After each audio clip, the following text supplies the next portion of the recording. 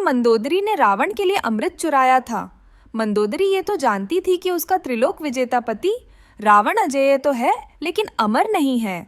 वह किसी भी हालत में अपने पति को अमर बनाना चाहती थी और इसका एक ही उपाय था कि किसी तरह चंद्रलोक पहुंचा जाए और वहां से अमृत चुराकर रावण को पिलाया जाए। पर यह इतना आसान नहीं था, क्योंकि अमृत कलश को चंद्रदेव ने गुप्त स्थान पर छिपाकर रखा हुआ था और किसी विशेष दिन को ही केवल मंत्रोच्चारण द्वारा ही उसमें से अमृत प्राप्त किया जा सकता था।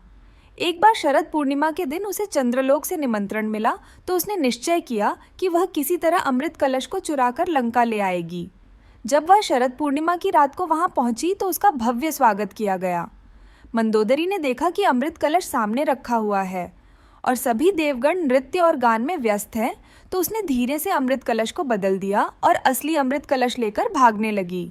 जब अमृत कलश से कुछ छींटे धरती पर बिखेरने की बारी आई तो चंद्रदेव को पता चल गया कि अमृत कलश नकली है और उसमें अमृत की बजाय पानी है। तब वे क्रोधित हो गए और उन्होंने अपने द्वारपाल और रक्षकों को उस चोरी का पता लगाने के लिए चंद्रलोक में चारों ओर भेज दिया। कुछ रक्षकों ने आकर चंद्रदेव को बताया कि उन्होंने मंदोदरी को हाथ में कलश लेकर चंद्रलोक से बाहर की ओर भागते हुए देखा है। तब चंद्रदेव ने अपने पूरे रक्षकों को उसे पकड़ने के लिए भेजा। जब मंदोदरी को यह पता चला कि वह चारों तरफ से घिर गई है और अब उसका बचना मुश्किल है, तो उसे एक उपाय सूझा। वह एक स्थान पर रुकी और अपनी अंगूठी की एक गुप्त जगह में अमृत की कुछ बूंदें डालकर उसका ढक्कन बंद कर दिया।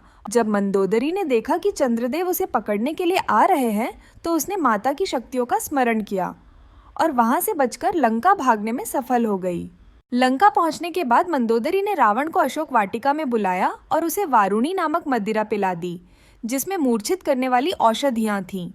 मदिरा पीते ही रावण मूर्छित हो गए। तब मंदोदरी ने अपने देवर विभीषण को बुलाया, जो शल्य चिकित्सा का भी विद्वान था। वह पूर्णिमा की रात थी। तब विभीषण ने मयूर पंख से शल्य करके कमलनाल पद्धति से रावण की नाभि में अमृत को स्थापित कर दिया। इधर रावण को जब होश आया तो मंदोदरी ने उसे बताया कि उन्हें मदिरा पान के कारण गहरी नींद आ गई थी। यही कारण था कि राम और रावण के युद्ध के दौरान जब भी रावण के शरीर का कोई अंग कटता तो अमृत के प्रभाव से वह फिर से जुड़ जाता। क्या मंदोदरी ने सचमुच पतिव्रता पत्नी होने का धर्म निभाया? अगर ये कहानी आपको प्रेरणादायी लगी हो तो इसे लाइक कीजिए, सबके साथ शेयर कीजिए और भी अनसुनी कहानियों के लिए सब्सक्राइब जरूर करें। क्या मंदोदरी ने रावण के